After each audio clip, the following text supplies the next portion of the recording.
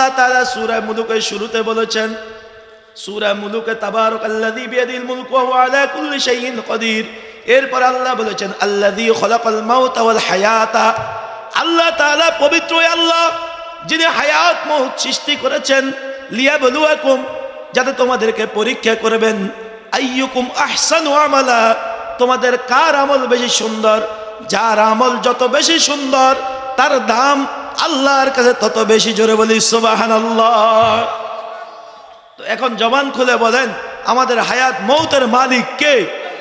আরো জোরে বলেন, হায়াত মউতের মালিক কে? এর মধ্যে কোনো সন্দেহ আছে? দীর্ঘ একটি মাস রোজা রেখে আমল করে আল্লাহর নৈকট্য অর্জন করার চেষ্টা আমরা করেছি। আমাদের ভিতরে একটাই টেনশন ছিল, একটাই চিন্তা ছিল, এই রোজার মাসে আমাকে কেউ না দেখলো, দেখে আল্লাহ। কে দেখে? আল্লাহ। আপনি আমি তো রোজার মাস শেষ, আমার আপনার কত আনন্দ শুরু হয়ে গেল। অথচ খলিফাতুল মুসলিমিন হযরত ওমর রাদিয়াল্লাহু তাআলা, যিনি অর্ধ জাহানের অর্ধ বিশ্বের খলিফা ছিলেন, ঈদের দিন মানুষগুলা নতুন কাপড় চোপড় পরে ঈদগাহের দিকে রওনা করছে। ঈদের জামাতের টাইম হয়ে গিয়েছে। খলিফাতুল মুসলিমিনকে তালাশ করে পাওয়া যায় না। সাহাবায়ে কেরামরা হযরত ওমর রাদিয়াল্লাহু তাআলার বাড়ির মধ্যে গেলেন। যায়া দেখলো যে ওমর রাদিয়াল্লাহু তাআলা দরজা আটকায়া কান্না করতেছে। সাহাবীরা দরজার মধ্যে আওয়াজ করলো। খলিফাতুল মুসলিমিন যখন দরজাটা খুললো, সাহাবায়ে কেরামরা লক্ষ্য করলো হযরত ওমর রাদিয়াল্লাহু তাআলা চোখগুলা ভিজা, দাড়িগুলা ভিজা, কান্না করতে করতে শরীরটা ভিজে যাচ্ছে। সাহাবীরা প্রশ্ন করলো, খলিফাতুল মুসলিমিন, ঈদের দিন, আজকে আনন্দের দিন, কিন্তু আজকে আপনি কান্না করছেন দরজা আটকায়া, আর ওই দিক দিয়ে ঈদের জামাতের টাইম হয়ে যাইতেছে, কারণটা কি? খলিফাতুল মুসলিমিন হযরত ওমর বলে না শুধু কান্দে বাচ্চাদের মতো। সাহাবায়ে কেরামরা এমন ভাবে ধরলো, খলিফা বলতে হবে কেন কান্না করেন। খলিফাতুল মুসলিমিন বলতেছে, সাহাবায়ে কেরাম, তোমরা ঈদের আনন্দ করা কোনো সমস্যা নাই। তাহলে আপনি কাঁদেন কেন? কয়, আমি কান্না করি, এই যে রোজার মাস, রহমত, মাগফিরাত, নাজাতের মাস গেল, আমি ওমরকে আল্লাহ মাফ করছে কিনা এই খবর আমার কাছে এখনো আসে নাই। আল্লাহর ভয়ে আমি কান্না করতেছি। সুবহানাল্লাহ বলেন। কার ভয়ে কান্দি? এই দুনিয়া ছাড়িয়া কোথায় যাইবা ভাগিয়া, মরণ তোমায় লইবে গিরি, যতই করো বাহানা, চিন্তা করে দেখো না কবরে কি যাইবা না। বলেন, চিন্তা করে দেখো না। কে কে কবরে যাইবেন না হাত উঠান। মাশাআল্লাহ, সবাই ওয়াজের প্রতি মনোযোগ আছে, আলহামদুলিল্লাহ, আল্লাহ শুকরিয়া। এটা প্রিয় হাজিরিন, হযরত ওমর বলতেছে, রোজার মাস, মাগফিরাতের মাস, ক্ষমার মাস, আল্লাহ আমাকে মাফ করছে কিনা এর কোনো প্রমাণ এখনো আমার কাছে আসে নাই, এই জন্য আমি কান্না করতেছি। সাহাবায়ে কেরামরা বলতেছে, ওমর, আল্লাহ নবীজি বলেছে, আমি মুহাম্মদের পরে যদি কেউ নবী হতো তাহলে ওমর নবী হইল। সুবহানাল্লাহ। ওমর, আপনি তো জান্নাতের সার্টিফিকেট প্রাপ্ত সাহাবী, আর আপনি কান্না করছেন, এটা বুঝে আসলো না। হযরত ওমর কান্দে আর কয়, ও সাহাবীরা, যে আল্লাহ আমাকে জান্নাতের সার্টিফিকেট দিছে, ওই আল্লাহ ইচ্ছা করলে মুহূর্তে আমার কোনো অপরাধের কারণে নিয়ে যেতে পারে। কথা বুঝে আসছে? এই জন্য আমি কান্নাকাটি করতেছি। প্রিয় হাজিরিন, হযরত ওমরের কোনো অন্যায় নাই। ওমর কেমন কেমন খলিফা ছিল, কেমন সাহাবী ছিল। ছোট্ট একটা ঘটনা বলতেছি।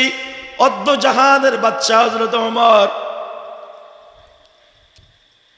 ঈদের দিন, ঈদের আগের দিন মানুষগুলা নতুন জামা কাপড় নিয়ে আনন্দ করতেছে।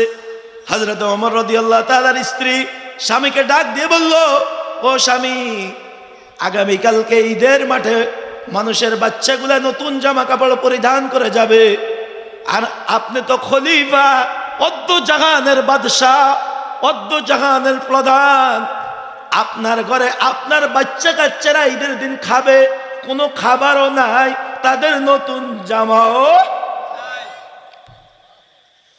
প্রিয় হাজিরিন, খুব মূল্যবান আলোচনা। হযরত ওমর চোখের পানি ছেড়ে কান্না করতেছে। স্ত্রী বলতেছে, আপনি কান্না করবেন না, আপনি আপনার অর্থমন্ত্রীকে বলেন, আবু ওবায়দা ইবনে জাররাহ, ওনাকে বলেন 1 মাসের অগ্রিম বেতন আপনাকে দেওয়ার জন্য, আর ওই টাকা দিয়ে কোনো রকম আপনার বাচ্চাদের জন্য কিছু খাবার এবং নতুন জামা কিনেন। হযরত আবু ওবায়দা ইবনে জাররাহ অর্থমন্ত্রী, ওনার কাছে চিঠি লেখা হইল, আমি খলিফা ওমর তোমার কাছে পত্র দিলাম, চিঠি দিলাম, তুমি যদি আমাকে 1টা মাসের বেতন অগ্রিম দাও, আমার ঘরে কোনো খাবার নাই, ঈদের দিনের কোনো জামা নাই, তাহলে অন্তত আমার বাচ্চাদেরকে আনন্দ দেওয়ার একটা ব্যবস্থা হবে। আবু উবাইদা ইবনে জাররাহ অর্থমন্ত্রী চিঠিটা পাওয়ার পরে জায়নামাজ বিছাইয়ে নিল। জায়নামাজের মধ্যে নফল নামাজ পড়ে চোখের পানিগুলো ছেড়ে আল্লাহর দরবারে কান্না শুরু করলো। আল্লাহ,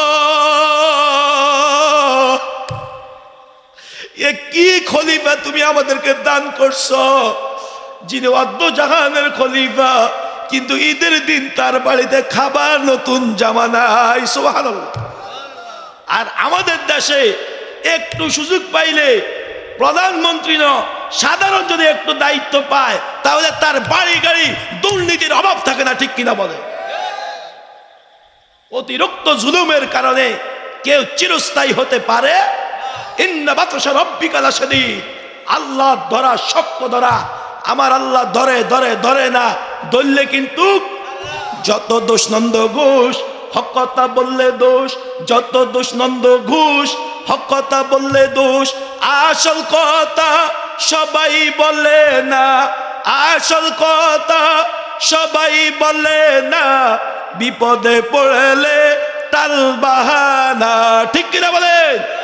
প্রিয় হাজরিন, খলিফা আবু দরদার কাছে যখন চিঠি পাঠানো হইল, আবু দরদা চোখের পানি ছেড়ে কান্না করতেছে, আল্লাহ কি খলিফা দিলা, যেই খলিফা ঘরের মধ্যে খাবার নাই, নতুন জামা কাপড় নাই। এইভাবে হযরতে আবু দরদা কান্না করে উল্টা পিঠে চিঠি লিখলেন, হে খলিফাতুল মুসলিমিন, আমি আপনার চিঠি পেয়ে আমি মর্মাহত, আমি কান্না করছি, তবে আপনার কাছে আমার একটা আবেদন আছে, 2টা প্রশ্ন জানার আছে।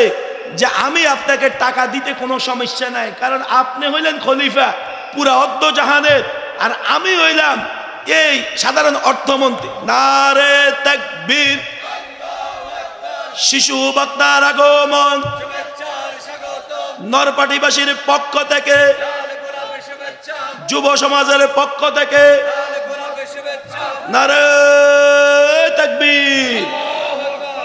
প্রিয় হাজরিন, আর দেরি করবেন না, যে যেখানে আছেন খুব দ্রুত, কারণ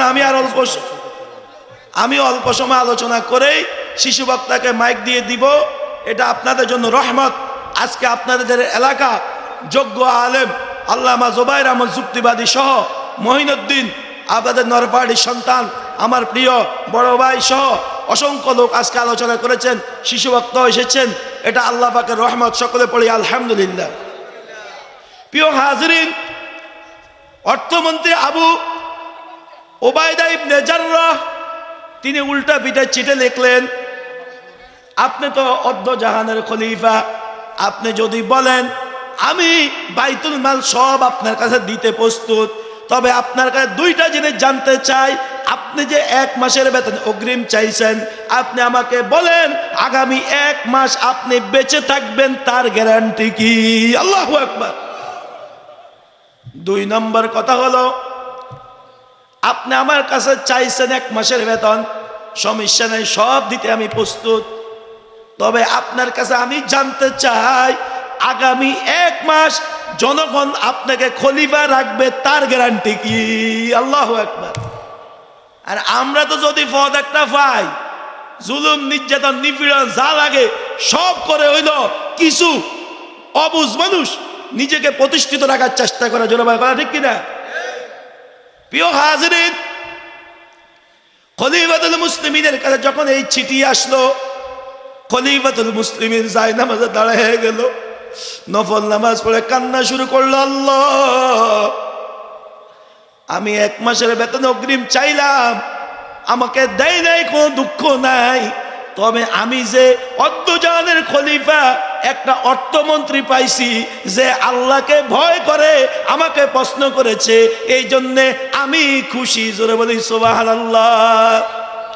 আর কোন দেশের প্রধানমন্ত্রীরা যদি অর্থমন্ত্রী টাকা না দেয় তাহলে পদ কি থাকবো নি? হ্যাঁ। আর ওনারা খুশি হয়ে আল্লাহর দরবারে শুকরিয়া আদায় করে। কি আদায় করে? এই জন্য প্রিয় হাজিরিন, আমাদের হায়াত মৌতের মালিক কে? তাহলে মরণের আগে সোজা হইতে হবে। মরার আগে কি হইতে হইব? সোজা হইতে হইব। এখন আমাদেরকে তো বুঝাইলো, আমরা অনেকে সোজা হই না। এক ফিরে জিন দিয়ে বিভিন্ন কাজ কাম করায়। এখন মুরিদে ফির সাহেবের কেরামতি দেখি তার লোভ লাগছে। হুজুর, আপনি যে জিন দিয়ে কাজ কাম করান, আমার তো সহ্য হয় না, আপনি আমার কেরামতিটা শিখাই দেন। ফির সাহেব কয়, বাজি এটা জামিলের কাম, তোমার দ্বারা সম্ভব নয়। কয় না, মুরিদে যদি একটু তেড়ে টাইবে, কয় না আপনি আমার শিখাই দেন, যা হয় না তা হইব। তো ফির সাহেবের জিন হাসিল করার মন্ত্র শিখাইছে, কিন্তু জিন দৌড়ানোর মন্ত্র শিখাই না, জিন হাসিল করার মন্ত্র শিখাইছে। এখন এই বেটা রাতকে জিন হাসিল করার মন্ত্র পড়ছে, পড়ার পরে দিয়ে জিন আইসে, আমি আসছি, কি কাম?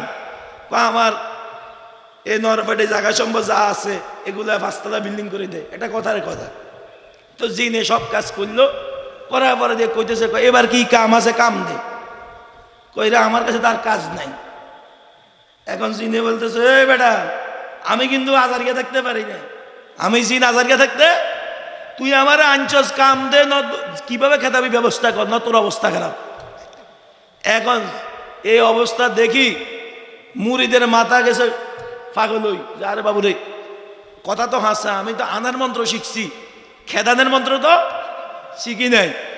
এখন জিনের ধৈর্য ধর, কথা আর কইস না, কই মাথা আর গরম করিস না। মুরিদের দৌড় দিছে সোজা ফিরের বাইক। কার বাইক? জোরে বলেন, ফিরের বাইক। ফিরের বাইক কার বাইক? এখন ফিরে কয়, কিরে মুরিদ দৌড়াস কা? কয় আমি দৌড়াই না, আমারে দৌড়ায়। আমারে? কয় কে দৌড়ায়? কই জিনে দৌড়ায়। এখন ফির জিনের ডাক দেয়, এদিকে কি তো হয়েছে, এরম করস কা? আপনার মুরিদে আমারে আনছে মন্ত্র পড়ি, আমি আসছি, কাম দিতে বলছি, কাম দিছে, আর কাম দিতে পারে না। আপনি তো জানেন আমি আজারকে থাকতে পারি না, তাড়াতাড়ি কাজ দিতে বলেন, নাহলে তারে খতম। কয় বেড়া বয়, বিশ্ব বুঝছো, কথা বেশি করে তারের শেষ, আপনারাও শেষ। অন অবস্থা ভালো না খারাপ? ফিসাবা ছিল সালাক মানুষ, কারণ ব্যাকে তো আর বন্ডন, আল্লাহর হক্কানি ওলি আল্লাহ আছে কি নাই?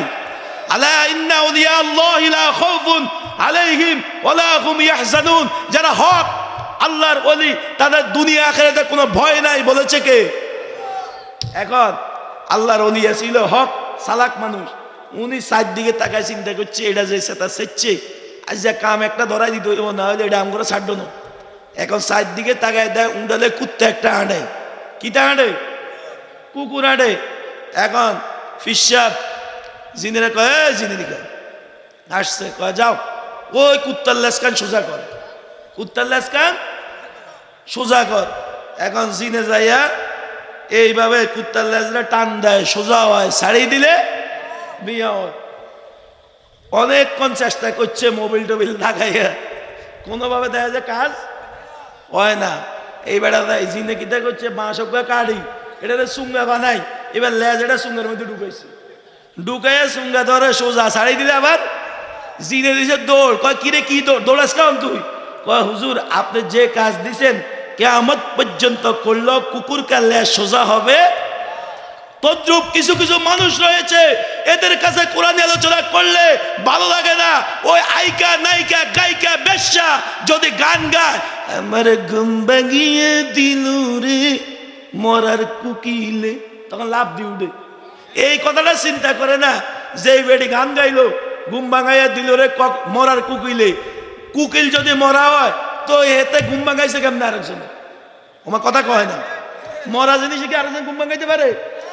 বেটি কইতে আছে ঘুম ভাঙাইয়া দিল রে মরার কুকিলে, তো তোর গানে তো তোর ভুল, তুই কইতেছস মরার কুকিলে ভাঙছে, তাহলে বুঝা গেল তুই আসলে পাগল। কারণ মরা মানুষ কথা বলতে, তাহলে খতামাল্লাহু আলা কুলুবিহিম ওয়া আলা সামইহিম ওয়া আলা, ওমা ওয়াজটা আপনারাই পারেন, আর কিল্লা আনছে এত কষ্ট করে। ওই বেটারাই তো কইতেছে মাশাআল্লাহ, সবাই পড়ি আলহামদুলিল্লাহ। ওয়া আলা আবসারিহিম গিশাওয়াতু ওয়া লাহুম আযাবুন আজিম। আল্লাহ যদি মোহর মেরে দেয় ওই শয়তানি করবে, মগর ঈমান নসিব হবে না, ঠিক কিনা বলেন? প্রিয় হাজিরিন, আপনাকে জের আওয়াজ আর সুবহানাল্লাহর আওয়াজে মানুষে মনে করিব মাহফিলে মনে মানুষ নাই। একটু চিৎকার মেরে বলেন মাহফিলে আল্লাহর প্রিয় বান্দারা আছে কি নাই?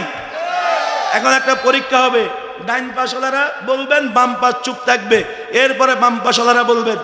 আপনারা চুপ, ডাইন আগে, আমি নারে তাকবীর বলবো, আপনারা আল্লাহু আকবার বলবেন, দেখবো কার ইমানি আওয়াজ কতটুকু। নারে তাকবীর, এবার আপনারা চুপ, আপনারা বলবেন নারে তাকবীর। কি তো হিন্দি মানুষ বেশি নি, আবার হিন্দিও কিছু মানুষ কয়ে লাইছে, আপনাকে আত্মীয় আছে নি? কোনো হিন্দি আত্মীয় আছে? ও আচ্ছা, মূল কাহিনী এই জায়গা। এখন ইমানি আওয়াজে একটা ইমানি স্লোগান হবে, নারে তাকবীর, নারে রিসালাত, কুরআন হাদিস যেখানে, মদ গাঁজা জুয়া ফেন্সিডিল জালেমেরা যেখানে, নারে তাকবীর। নরপাটির দক্ষিণ পাড়ার মাহফিল, হযরতুল আল্লামা রেদওয়ানুল করিম আবুল কাশেম নূরী। সম্মানিত এলাকাবাসী, আসলে আমি আপনাকে চেহারার দিকে তাকাইয়া মনে চায় ওয়াজ করতাম, কিন্তু সময়ের দিকে তাকাইলে সময় লাল বাতি দেয়, ফজরের নামাজ শেষ হয়ে যাব। এই জন্যে যদি আপনারা ওয়াজ শোনার পক্ষে, কিন্তু আমি এই কারণে বিপক্ষে এই মুহূর্তের জন্য, কারণ আমি সারা রাত ওয়াজ করলাম, আপনারা ফজর পর্যন্ত, বুঝেন না কথাটা, ঘুম দিলেন, এমন ঘুম, ওই বেড়ি কইছে রে মরার কুকিলে। যদি এরকম না ঘুম হয়, ফজর বাদ চলে যায়, তাহলে হ্যাঁ, আমার জনাব মোহাব্বতের আমার রেদওয়ানুল করিম সাহেবের আব্বা যান হযরত মাওলানা হযরত হাফেজ আবুল কাশেম সাহেব, বাপ ছেলের এত মোহাব্বত, ছেলে যেই মাহফিলে যায়, এই 2 মাসে 35 থেকে 40টা প্রোগ্রাম আমার সাথে করেছে বাংলাদেশের বিভিন্ন জায়গায়। জিয়ে না যায় আব্বার কথা কয়, সবাই বলে আলহামদুলিল্লাহ। তাহলে বাপের প্রশংসা করা এটা ভালো না খারাপ লক্ষণ? প্রিয় হাজিরিন, আমি আর ছোট্ট একটা আলোচনা করে শেষ করব। কত বাজে সময়? আচ্ছা, হযরতে ফাতেমা রাদিয়াল্লাহু তাআলা আনহা ইন্তেকালের পূর্বে, আচ্ছা এটা আধা ঘন্টা লাগবে, এদিকে গেলাম না। ইমাম মুহাম্মদ মৃত্যু নিয়ে যেত আয়াত তেলাওয়াত করেছি, মৃত্যু নিয়ে সংক্ষেপে একটা কথা বলে শেষ করব। হযরত ইমাম মুহাম্মদ রহমতুল্লাহ আলাইহির মুরিদ স্বপ্নের মধ্যে দেখলো ওনাকে বাঘে দৌড়াইতেছে। কিসে দৌড়ায়? বাঘে ইমাম মুহাম্মদ রহমতুল্লাহ আলাইহির মুরিদকে দৌড়াইতেছে। স্বপ্নের মধ্যে মুরিদ দৌড় দিতেছে, বাঘেও দৌড়াইতেছে। দৌড়াইতে দৌড়াইতে দৌড়াইতে মুরিদ দেখলো বাঁচার কোনো উপায় নাই, কারণ বাঘও দৌড়ায়, মুরিদও দৌড়ায়। তখন দৌড়াই একটা গাছের মধ্যে মুরিদে উঠলো। কোথায় উঠলো? গাছের মধ্যে বাঁচার জন্য উঠলো। কিছুক্ষণ পরে দেখলো গাছের মধ্যে ওই বাঘটাও উঠে ফেলছে। ওই যে কি একটা টিভি আছে না, এটার মধ্যে দেখায় না বাঘ গাছে মাছে উঠে যায়? হ্যাঁ, তাহলে আমার কথা কি সত্য না মিথ্যে? উঠতে পারে কি পারে না? বাঘটা গাছের মধ্যে উঠে গেল। ইমাম মুহাম্মদ রহমতুল্লাহ মুরিদ টেনশনে পড়ে গেল, আয় হায়, এত সময় দৌড়াইলাম, এখন গাছে উঠলাম বাঁচার জন্য, এখানেও বাঘটা আমাকে দৌড়াইতেছে। উনি জলদি করে একটা গাছের ডালের মধ্যে চলে গেল। ডাইলা ছিলেন তো, ডাইলের মধ্যে চলে গেল। একটু পরে দেখলো ওই বাঘটাও ডালের মধ্যে চলে গেল। ইমাম মুহাম্মদ রহমতুল্লাহ আলাইহির মুরিদ চিন্তা করলো বাঁচার তো উপায় নাই, নিচে একটা লাফ দিতে হবে। জমিনের দিকে তাকাইয়া দেখলো একটা গর্ত, মনে করলো এই গর্তের মধ্যে লাফ দেবে, প্রস্তুতি নিল। এমন সময় দেখতেছে গর্তের থেকে একটা অজগর সাপ এভাবে হা করিয়া রইছে। মনে হয় যে লাফ দিতে দেরি, তাকে খাইতে দেরি হবে না। ইমাম মুহাম্মদ রহমতুল্লাহ আলাইহির মুরিদ স্বপ্নে ঘুমের মধ্যে একটা চিৎকার মারে, কয় আল্লাহ। সবাই মহব্বতে আল্লাহর একটা ডাক দেন না, আল্লাহ। আরো আওয়াজ করে বলেন আল্লাহ। আমরা নরপাটির মাহফিল থেকে বলছি, আপনি আমাদেরকে কবুল করেন। প্রিয় হাজিরিন, আল্লাহ বলে একটা চিৎকার মারলো, আল্লাহ আজকে তো মনে আমার বাঁচার উপায় নাই, জমিনে লাফ দিলে আমাকে সাপে খেয়ে ফেলবে, গাছের মধ্যে থাকলে বাঘে খেয়ে ফেলবে। এই বলে চিৎকার মারার সঙ্গে সঙ্গে ঘুম ভেঙে গেল। ইমাম মুহাম্মদ রহমতুল্লাহর কাছে দৌড়ে গেল, হুজুর আমি ঘুমের মধ্যে এই স্বপ্নটা দেখলাম, আমার স্বপ্নের ব্যাখ্যাটা বলে দেন। ইমাম মুহাম্মদ রহমতুল্লাহ বলতেছে, তোমার আসলে হায়াত শেষ হয়ে গেছে, তুমি অচিরেই দুনিয়া ছেড়ে চলে যেতে হবে। এই জন্য যাওয়ার আগে সাবধান হয়ে যাও, কারণ মরার পরে কারো জমিদারি, কারো ক্ষমতা, কারো কোনো প্রভাব সেটা চলে না। মানুষের দুইটা জিনিস থাকে, হ্যাঁ, একটা হলো ইমান, আমল। ইমান আমল ছাড়া আর কোনো কিছু। মানুষ মরে গেলে তার আত্মীয় স্বজন পড়ে থাকে, জায়গা সম্পদ পড়ে থাকে, সব কিছু পড়ে থাকে, সাথে যায় ইমান আমল। কি যায়? এই জন্য লিয়াবলুয়াকুম আইয়ুকুম আহসানু আমালা। আল্লাহ যে হায়াত মৌতের কথা বলছে, হায়াত অবস্থা কামাইতে হবে, মৌত অবস্থা পেশ করতে হবে। সুবহানাল্লাহ। হায়াত অবস্থা আমল করতে হবে, হায়াত অবস্থা কি করতে হবে, আর মৌত হয়ে গেলে আমল নামা পেশ করতে হবে। ইয়া ওয়াইলাতানা মা লিহাযাল কিতাব লা ইউগাদিরু সগীরাতাও ওয়ালা কাবীরাতান ইল্লা আহসাহা ওয়া ওয়াজাদু মা আমিলু হাযিরা।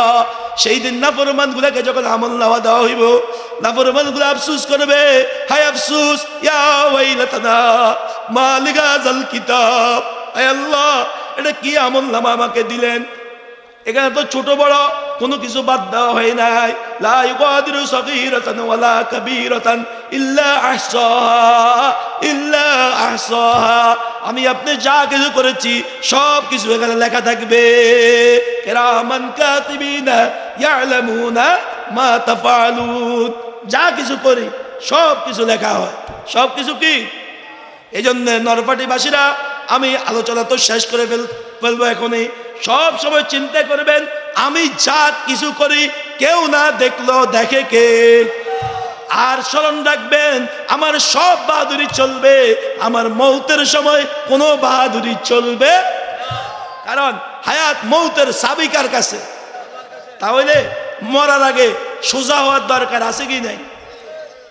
আর মা বোনদেরকে বলবো, পর্দা করতে হবে। কি করতে হবে? পর্দা।